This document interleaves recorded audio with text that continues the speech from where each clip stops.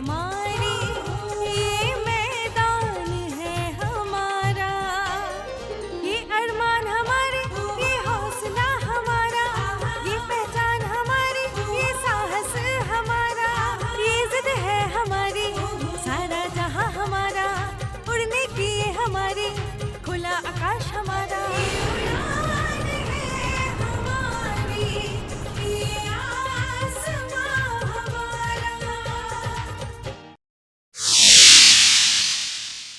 नमस्कार, मैं ऋतु जायसवाल स्वागत करती हूं आपका बेहद ही खास कार्यक्रम खुला आकाश में। आज हम चर्चा करेंगे भारतीय न्याय संहिता, जो कि 1 जुलाई को लागू किया गया था। भारतीय न्याय संहिता नाम से ही ज्ञात हो रहा है, जो कि पहले भारतीय दंड संहिता थी। दंड संहिता में दंड के प्रावधान थे, लेकिन न्याय संहिता में ये कोशिश की गई है कि हर एक सामान्य नागरिक को अच्छे से अच्छा न्याय प्राप्त हो। जब हम अपने संविधान की बात करें तो हमारे संविधान को भी इतने बखूबी बनाया गया है कि महिलाओं को किसी भी प्रकार की प्रताड़ना को बर्दाश्त करने की ज़रूरत नहीं है। आज महिलाएं हर क्षेत्र में अपनी मौजूदगी दर्ज करा रही हैं, चाहे वो कोई भी क्षेत्र हो, राजनीतिक क्षेत्र हो, सामाजिक क्षेत्र हो, बैंकिंग हो, पॉलिटिक्स हो, कोई भी क्षेत्र महिलाओं से अब अछूता नहीं रह गया है। लेकिन जब प्रताड़ना की बात होती है तो अक्सर देखा गया है कि महिलाएं चुप रह जाती हैं और वो रिएक्ट नहीं करती हैं। ऐसा क्यों है? उनको लगता है कि परिवार पे कुछ क्वेश्चन आ जाएगा, समाज में लोग क्या कहेंगे। लेकिन अभी यदि हम भारतीय न्याय संहिता की बात करें तो उसमें आपको वो तमाम अधिकार दिए गए हैं जिनके लिए आप सामने आए, अपने आपके साथ जो भी चीज़ें हुई हैं उनके लिए आप न्याय के लिए आवाज़ उठा सकती हैं। इसी विषय पर हमने एक छोटी सी स्टोरी बनाई हुई है भारतीय न्याय संहिता को समझने के लिए। आइए उसको देखते हैं। 1 जुलाई 2024 एक ऐतिहासिक दिन, जब भारतीय न्याय प्रणाली में एक नया अध्याय जुड़ा। 1 जुलाई को भारतीय न्याय संहिता को लागू किया गया, जो हमारे न्यायिक ढांचे को और भी सुदृढ़, मजबूत, सशक्त और न्यायप्रिय बनाने की दिशा में एक महत्वपूर्ण कदम है। भारतीय न्याय संहिता का मुख्य उद्देश्य हमारे देश की न्याय प्रणाली को अधिक पारदर्शी, सुलभ और न्यायपूर्ण बनाना है। इस संहिता में अपराधों की परिभाषा, सजा के प्रावधान और न्यायिक प्रक्रियाओं को स्पष्ट रूप से निर्धारित किया गया है। उन्हें और व्यापक बनाया गया है ताकि न्याय प्रक्रिया में किसी भी प्रकार की अस्पष्टता न रहे और न्याय प्रक्रिया सरल हो। इस नई संहिता में विशेष ध्यान दिया गया है कि सभी नागरिकों को समान रूप से न्याय मिले, चाहे वे किसी भी जाति, धर्म या लिंग के हों। यह संहिता न केवल अपराधियों को सजा देने पर जोर देती है, बल्कि उन्हें सुधारने और पुनर्वासित करने का प्रयास भी करती है। भारतीय न्याय संहिता में आधुनिक समय की आवश्यकताओं और चुनौतियों को ध्यान में रखते हुए कई महत्वपूर्ण संशोधन किए गए हैं। इसमें साइबर अपराध, वित्तीय अपराध और महिला सुरक्षा से जुड़े मामलों को विशेष रूप से शामिल किया गया है। भारतीय न्याय संहिता में कुल 358 धाराएं हैं।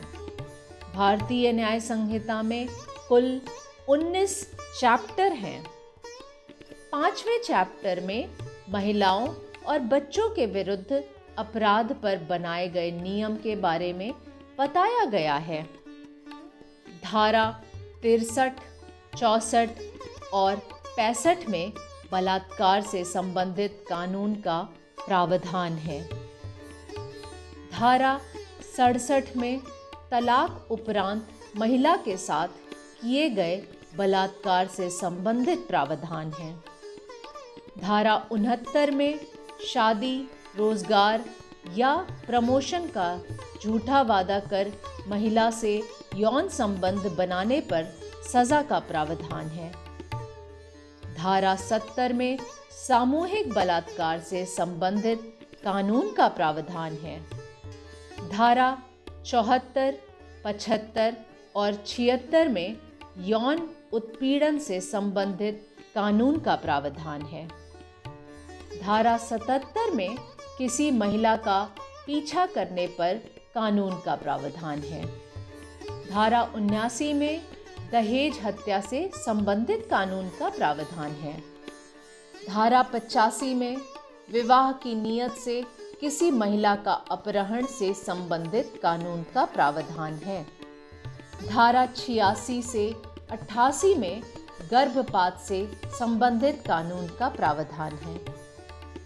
भारतीय न्याय संहिता का लागू होना हमारे देश की न्यायिक प्रणाली के लिए एक मील का पत्थर है। इससे न केवल कानून और व्यवस्था को बनाए रखने में मदद मिलेगी, बल्कि यह नागरिकों में न्याय के प्रति विश्वास और आस्था को भी बढ़ाएगा। अभी हमने देखा स्टोरी के माध्यम से भी कि किस तरीके से भारतीय न्याय संहिता में बदलाव किए गए हैं। जो सदियों से चला आ रहा था उस न्याय संहिता को बदला गया है, लेकिन उसको और अच्छे ढंग से ही हमारे सामान्य नागरिक के लिए, महिलाओं के लिए, बच्चों के लिए जो अधिकार उनको मिलने चाहिए वो अधिकार उनको दिया गया है। तो आज इसी विषय पर चर्चा करने के लिए जो शख्सियत हमारे साथ मौजूद हैं वो बहुत गर्व से कहती हैं कि मैं एक फेमिनिस्ट हूँ। किसी भी महिला के खिलाफ यदि अत्याचार हो रहा हो तो उसको अधिकार दिलाने के लिए वो दिन रात एकदम जूझ के, अगर बोला जाए, अपने आप को उसमें उन्होंने झोंक दिया है, तो ये अतिशयोक्ति नहीं होगी। वो हर महिला के खिलाफ खड़ी होके एक जंग की तरह, एक सोल्जर की तरह उनका साथ देती हैं। जी हाँ, मैं बात कर रही हूँ भव्या पंकज जी की। एडवोकेट भव्या पंकज जी, आपका बहुत बहुत स्वागत है। थैंक यू, नमस्ते। भव्या पंकज जी, सबसे पहले मैं आपसे जानना चाहूँगी कि जो बहुत समय से चली आ रही संहिता थी, दंड संहिता, जो अब BNS भारतीय न्याय संहिता में उसको बदला गया है या क्या है। मैं चाहूँगी हमारे जो भी दर्शक अभी देख रहे हैं, बहुत सामान्य सी भाषा में आप पहले इन दोनों में अंतर बताएं। तो सबसे पहले हम लोग जानने का कोशिश करते हैं, जो पहले था उसको हम लोग IPC कहते थे, इंडियन पीनल कोड 1860। तो ये 1860 में आया है।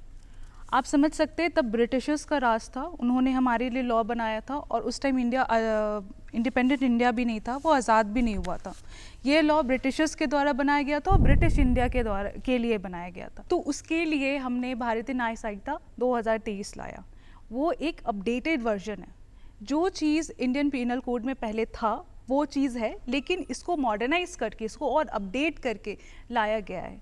और इसमें बहुत सारे ऐसे जो एम है, ठीक है, ये एम ये है कि इसको जनरल न्यूट्रल बनाना, जनरल न्यूट्रल, और वुमेन के साथ जो भी अगर थोड़ा बहुत छूट रह गया था IPC में, उसको पूरा करने की कोशिश की गई है।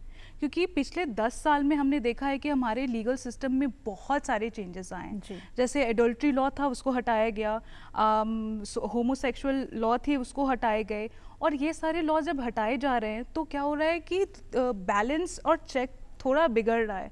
हमें एक नया अपडेशन चाहिए था, और ऐसा लॉ चाहिए था जो कि भारतीय के लिए ही बना हो, इंडियन के लिए बना हो। तो ये ऐसा लॉ है जो इंडिपेंडेंट इंडिया में बना है और हम भारतीयों के लिए बना है, इसलिए भारतीय न्याय संहिता।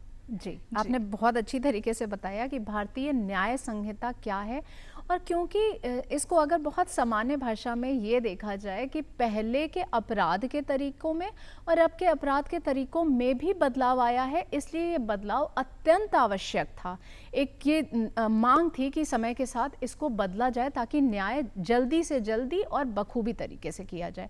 भव्या पंकज जी, अगला जैसे अपराध क्या है, क्योंकि हम सभी कहते हैं कि ये अपराधी है, ये दोषी है, अपराध क्या है? और अगर महिलाओं के प्रति, जो महिलाओं के साथ जो भी अपराध हो रहे हैं, अगर उनको आप स्टेप वाइज बताएं और इस भारतीय न्याय संहिता से उसको जोड़ते हुए उसको सामान्य भाषा में हमें समझाएं। तो पहले हम लोग ये समझने का कोशिश करते हैं कि अपराध या क्राइम होता क्या है। हमने कई बार सुना है कि अरे उसने क्राइम कमिट कर दिया। अगर हम लोग लीगल लैंग्वेज में क्राइम को समझने का कोशिश करें तो क्राइम वो एक्ट होता है, वो कार्य होता है जो कि लॉ के द्वारा प्रोहिबिट किया गया है, प्रतिबंधित किया हुआ है। वो अगर आप करते हो, प्रतिबंधित कार्य करते हो, तो आपको दंड मिलेगा। ये अगर इसी को हम लोग बहुत लॉजिकल टर्म में कहा जाता है कि उसने क्राइम कमिट किया, क्योंकि जिसने कानून ने हमें लॉ मना कर रखा था उसने वही काम करा, इसलिए उसको दंडित किया गया। अब यहाँ पे जो आपने क्वेश्चन पूछा है कि महिलाओं से संबंधित क्राइम या महिलाओं से संबंधित अपराध क्या होते हैं, तो वो कार्य जो कि महिलाओं को लक्षित करके किए गए हों। ऑफ कोर्स जब मैं कार्य बोल रही हूँ तो मैं अपराध के बारे में बात कर रही हूँ। जैसे फॉर एग्जांपल अगर आप घरेलू हिंसा के बारे में बात कर रहे हैं, या दहेज संबंधित किसी भी तरीके की हिंसा के बारे में बात कर रहे हैं, या फिर यौन शोषण के बारे में बात कर रहे हैं, या लैंगिक हिंसा के बारे में बात कर रहे हैं, तो ये सारे अपराध जो हैं वो महिलाओं को ही लक्षित करके किया जा सकता है। और जैसा कि आप बता रही हैं कि महिलाओं को ही लक्षित करके जो अपराध किए जा रहे हैं, और मैं चाहूँगी इसको भी आप विस्तार से बताएं, लेकिन दर्शकों उससे पहले मैं लेना चाहूँगी एक छोटा सा ब्रेक, और मिलते हैं इस ब्रेक के बाद। बहुत सारे ऐसे क्राइम हैं आज के टाइम में इंडिया में जो कि वुमेन को वो सरफेस करना पड़ रहा है शादी के बाद, शादी से संबंधित जितने सारे अपराध हैं। और उसके बाद एक जो क्राइम है जो कि बहुत लोग उतना उसके बारे में बात नहीं करते, वो होता है कॉजिंग अ मिसकैरेज। ओके। मैंने देखा जब तेरी नजरों के थ्रू, कभी 101 कभी 102। अब डीडी बिहार पर मजा ली सदाबहार हिंदी फिल्मी गीतन के पहला, दूसरा और पांचवा सोमवार, मंगलवार, बृहस्पतिवार, शुक्रवार, शनिवार और रविवार शाम 7:30 बजे देखिए चित्रहार सिर्फ डीडी बिहार पर।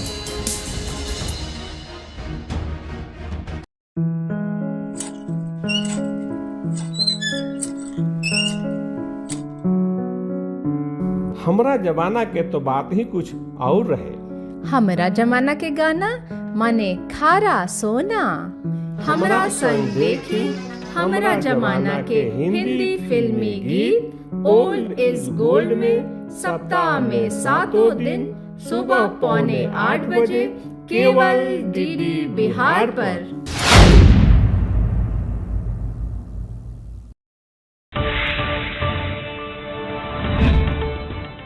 स्वागत है आपका एक बार फिर से आपके बेहद ही खास कार्यक्रम खुला आकाश में, जिसमें आज हम चर्चा कर रहे हैं भारतीय न्याय संहिता की। और भव्या जी हमें बता रही हैं कि जो भी अपराध महिलाओं से रिलेटेड हैं वो क्या क्या हैं और उनसे कैसे निपटा जा सकता है। अगर हम लोग नॉर्मल पहले इसको बहुत जनरल वे में समझते हैं, तो जो हमारा लॉ बनाया गया है वो इस तरीके से बनाया गया है कि वुमेन की रक्षा की जा सके, और अगर कोई पीड़िता है तो उसे उसको जस्टिस दिलवाया जा सके। अब अगर हम लोग भारतीय न्याय संहिता के बारे में बात करते हैं तो उसका चैप्टर 5 जो होता है वो ऑफेंस अगेंस्ट वुमेन से रिलेटेड है। ठीक है, आपको पहले ऑफेंस अगेंस्ट वुमेन में पहला चीज़ आपका क्या आएगा, पहला आपका आएगा कि ऑफेंसेस और सेक्सुअल ऑफेंसेस। ठीक है, उसके अंदर हम लोग आगे देखेंगे कि जितने सेक्सुअल ऑफेंसेस होते हैं, सेक्स से रिलेटेड क्राइम होते हैं जो कि वुमेन को लक्षित करके किया जा रहा है, उनको टारगेट करके किया जा रहा है, उससे वो डील किया जाता है। दूसरा होता है आपका असॉल्ट और क्रिमिनल फोर्स जो कि यूज़ किया जा रहा है वुमेन के अगेंस्ट। असॉल्ट का भी मतलब हम लोग आगे समझेंगे असॉल्ट और क्रिमिनल फोर्स होता क्या है वुमेन को लेके, वो अगर वुमेन के ऊपर किया जा रहा है उसको कैसे हम लोग अगर कोई वुमेन को कैसे बचाया जाए उसका लॉ दिया गया है। ठीक है, और फिर आगे हम लोग देखते हैं चैप्टर 5 में, तो फिर बात करते हैं कि क्राइम रिलेटेड मैरिज। बहुत सारे ऐसे क्राइम हैं आज के टाइम में इंडिया में जो कि वुमेन को वो सरफेस करना पड़ रहा है शादी के बाद, शादी से संबंधित जितने सारे अपराध हैं। और उसके बाद एक जो क्राइम है जो कि बहुत लोग उतना उसके बारे में बात नहीं करते, वो होता है causing a miscarriage. Okay, causing a miscarriage again वो वुमेन के ही संबंधित क्राइम होता है। बहुत बार ऐसा होता है कि क्योंकि आप जानते हैं कि बहुत बार आज भी हमारे पेट्रियार्कल सोसाइटी में है और फीमेल फिटिसाइड्स बहुत ज़्यादा होते हैं, तो उससे रिलेटेड भी क्राइम होती है जी। तो ये सारे जो क्राइम है वो BNS के अंदर दिए हुए हैं। तो जैसा अभी आपने बताया ये मिसकैरेज का, बहुत बार ऐसा होता है, अगर ये कहा जाए कि जो हम लोग बात करते हैं कि लड़कियां सुरक्षित नहीं हैं, बाहर सुरक्षित नहीं हैं, घर में सुरक्षित नहीं हैं, महिलाएं लड़कियां गर्भ में भी सुरक्षित नहीं हैं, गर्भ में भी अगर पता लग जाता है कि होने वाला बच्चा लड़की है तो उसको गिरा दो। आज भी समाज में ऐसी कुरीतियां व्याप्त हैं, इसके लिए भी कुछ नियम आए हैं? हाँ, इसके लिए हमारे पास तो 2000 से ही नियम है कि आपको पता ही नहीं चलेगा। सो कोई भी डॉक्टर आपको बता नहीं सकता है कि आपके जो गर्भ में है वो गर्ल चाइल्ड है या फिर बॉय चाइल्ड। जी, ठीक है, क्योंकि अब तो ये चीज़ आप अगर बहुत सारे फॉरेन वीडियोस देखोगे तो वहाँ पे एक सेलिब्रेशन होता है कि वो गर्ल चाइल्ड सेलिब्रेट कर रहे हैं या बॉय चाइल्ड सेलिब्रेट कर रहे हैं, blue and pink, correct. But हमारे यहाँ ऐसा कुछ नहीं होता है, हमारे यहाँ वो सेलिब्रेशन नहीं होता है। ये चीज़ ऐसा है कि क्यों करेंगे सेलिब्रेशन, यहाँ पे सेलिब्रेशन तो करने के लिए कोई आते नहीं है, यहाँ पे पता करने आते हैं कि उनका वंश बढ़ाने के लिए गर्भ में बच्चा है कि नहीं है। तो वो चीज़ डॉक्टर बता नहीं सकता है, वो क्रिमिनल ऑफेंस हो जाता है। This is how it is.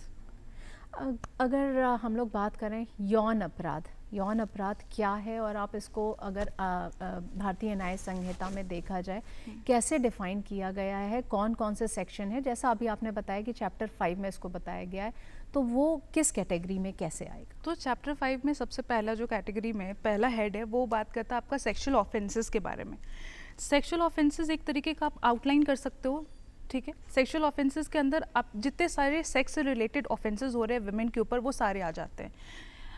इसमें मैं ये नहीं कहूँगी कि सेक्सुअल हैरेसमेंट कम सीरियस और रेप ज़्यादा सीरियस है, लेकिन क्योंकि रेप से बहुत ज़्यादा प्रॉब्लम होता है तो रेप को हम लोग पहले डिस्कस करते हैं, ठीक है। सेक्शन 63 के अंदर रेप के बारे में डेफिनेशन दिया गया है। इसको हम लोग ऐसे समझे कि अगर कोई भी पुरुष किसी भी, और रेप हमेशा पुरुष कर सकता है, और हमेशा मेल ही फीमेल का रेप कर सकता है। तो अगर कभी भी कोई भी पुरुष किसी भी महिला की बॉडी को वायलेट करता है, ठीक है, उसके प्राइवेट पार्ट को वायलेट करता है, तो उसको हम लोग कहते हैं कि उसने रेप कमिट करा है। और ये चीज़ है कि यहाँ पे जो सबसे इम्पॉर्टेंट चीज़ है जहाँ सेक्सुअल हरासमेंट रेप के अंदर, वो कंसेंट है, जिसके बारे में हम लोग को जाना। कंसेंट यानी मैंने आपको अपना मंजूरी दिया है किसी चीज़ को, और रेप हमेशा विदाउट कंसेंट होता है। जी, ये चीज़ हमें आज समझना बहुत ज़्यादा ज़रूरी है कि अगर कभी किसी महिला का कंसेंट है वो कैसे लिया जा रहा है। जी। कई बार ऐसा होता है कि किसी प्रेशर में लाके उन महिलाओं का कंसेंट लिया गया है, उन्होंने हाँ तो नहीं बोला लेकिन ना तो नहीं बोला, उसकी तो चुप्पी थी तो उसका नाक में हाँ होगा, ऐसा नहीं होता है। ये चीज़ बिल्कुल कंसेंट का डेफिनेशन नहीं है। कंसेंट का मतलब है कि no means no, no means no, correct, very good, exactly. तो ये चीज़ ही यहाँ पे होता है। तो विदाउट कंसेंट अगर किसी भी महिला के साथ सेक्सुअल इंटरकोर्स फोर्सफुली मेल करते हैं, ठीक है, या उसके बॉडी को वायलेट किया जाता है, उसके बॉडी पार्ट्स को वायलेट किया जाता है, तो उसको रेप कहा जाता है। That is one important thing. Okay. Furthermore अगर आप चाहते हैं कि रेप का बहुत सारे अलग अलग सर्कमस्टेंसेस होते हैं, उसके पनिशमेंट को समझने के पहले हम लोग को उसके अलग अलग सर्कमस्टेंसेस को थोड़ा समझना चाहिए होगा।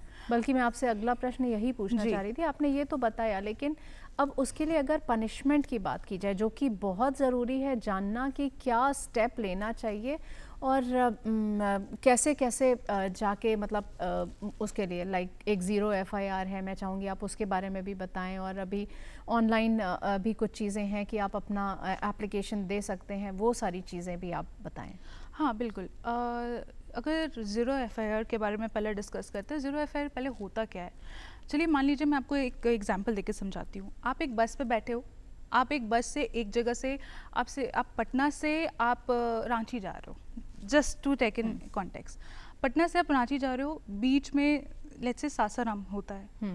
आपको पटना से रांची जाते जाते किसी ने आपके साथ सेक्सुअल हैरेसमेंट करा, कुछ तो बॉडी पार्ट छू लिया आपका, कभी बाल छू लिया या कोई प्राइवेट पार्ट छू लिया, तो आप क्या करोगे, कहाँ पे जाके आप FIR फाइल करोगे। एक तो सबसे पहले हो जाता है कि आप फाइल कर सकते हो, ठीक, आप इंटरनेट पे जाके फाइल कर सकते हो। उससे भी एक और है जो 0 FIR होता है, आप जाके रजिस्टर कर सकते हो FIR किसी भी पुलिस स्टेशन में। अब ये ज़रूरी नहीं है कि कौन से क्षेत्र में आपके साथ वो अपराध हुआ है, आपके साथ अपराध हुआ है, आप जाके किसी भी पुलिस स्टेशन में FIR को रजिस्टर कर सकते हो। जैसे ही वो FIR रजिस्टर हो जाता है, वैसे ही जो वहाँ का रेलेवेंट पुलिस स्टेशन का जो मास्टर होगा वो देखेगा कि ये किस क्षेत्र में ये प्रॉब्लम हुआ है, वहाँ पे वो भेजेगा और इन्वेस्टिगेशन स्टार्ट हो जाएगा। ओके। इसको हम लोग 0 FIR कहते हैं। तो अभी हम लोगों ने जाना कि ज़ीरो एफआईआर क्या है, इस पे चर्चा अभी और भी जारी रहेगी, लेकिन उससे पहले लेते हैं एक छोटा सा ब्रेक और मिलते हैं इस ब्रेक के बाद। स्क्रीन पे आप वेबसाइट देख सकते हैं, ये स्क्रीन पे सारे नंबर्स के साथ इंक्लूडेड होते हैं, वुमेन हेल्पलाइन नंबर्स। मैंने देखा जब तेरी नजरों के थ्रू, कभी 101 कभी 102। अब डीडी बिहार पर मजा ली सदाबहार हिंदी फिल्मी गीतन के पहला, दूसरा और पांचवा सोमवार, मंगलवार, बृहस्पतिवार, शुक्रवार, शनिवार और रविवार शाम 7:30 बजे देखी चित्रहार सिर्फ डीडी बिहार पर।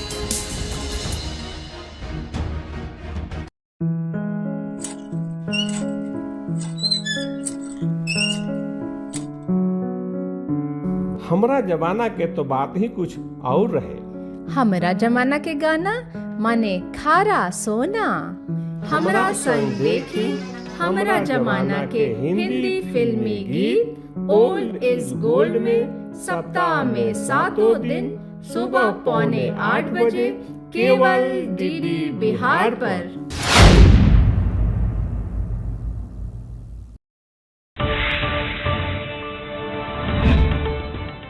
स्वागत है आपका एक बार फिर से आपके बेहद ही खास कार्यक्रम खुला आकाश में, जिसमें हम भव्या पंकज जी से आज चर्चा कर रहे हैं बेहद ही अहम मुद्दे पर, बीएनएस भारतीय न्याय संहिता। इसमें हमारे लिए क्या क्या लाभ हैं और महिलाएं अपने अधिकारों को कैसे समझ सकती हैं। अभी इन्होंने बताया ज़ीरो एफआईआर, मतलब आपको कहीं भी ये सोचने की ज़रूरत नहीं है कि मुझे यहाँ पे मेरे साथ, अगर सामान्य शब्दों में कहा जाए, घटना घटी है तो उसके लिए वापस मुझे अपने ही क्षेत्र में जाना पड़ेगा, वहाँ पे ही करना पड़ेगा। नहीं, आप कहीं पे भी रह के और किसी भी थाने में जाके अपनी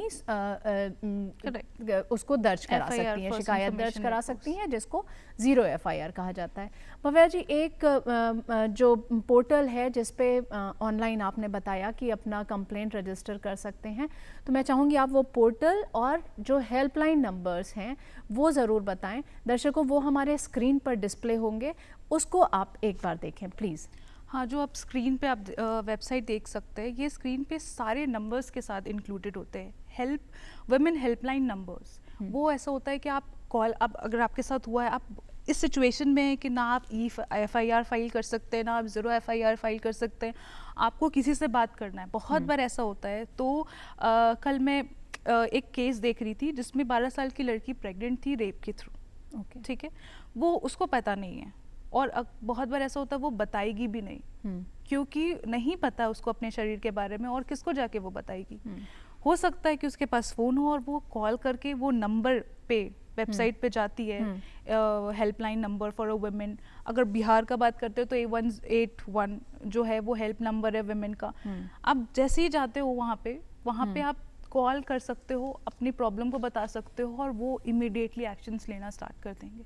आपको ज़रूरी नहीं, आपको एनोनिमस रखा जाएगा। अगर आप नहीं चाहते हो कि आपका नाम और आपका पता किसी को पता चले, वो भी नहीं होगा। हाँ, हालांकि कभी कभार ऐसा सिचुएशन में हो जाता है कि बच्चा जब बहुत ही यंग होती है विक्टिम, तो गार्जियन का तो इन्वॉल्वमेंट इम्पॉर्टेंट होता है, लेकिन अगर उस चीज़ को भी संभालने के लिए अच्छे काउंसलर्स होते हैं कि गार्जियन को उनको काउंसल करेंगे कि हाँ, आपकी बेटी के साथ अगर ये प्रॉब्लम हुआ है तो ये आपकी बेटी का गलती नहीं है, तो वो फ्री सेफ जोन में जाके उस नंबर पे कॉल करके अपना प्रॉब्लम को सर्कुलेट कर सकती है। ओके, तो वो नंबर्स आप नोट कर लीजिए। और आगे इस बारे में, जैसा अभी इन्होंने बताया कि गर्भपात से रिलेटेड और आपका किसी भी अगर आपको दिक्कत हो रही है तो उसमें आप अपनी शिकायत दर्ज करा सकती हैं। अगला मैं चाहूँगी, जैसा आपने बताया बहुत से ऐसे केसेस हैं, जैसे दहेज को ही ले लिया जाए या यौन उत्पीड़न को लिया जाए, तो इसके लिए बीएनएस में क्या नए अधिनियम हैं? जी, मैं उसके पे आती हूँ। मैं थोड़ा सा रेप के बारे में थोड़ा चीज़ और ऐड करके फिर हम लोग उसके बारे में बात कर लेंगे।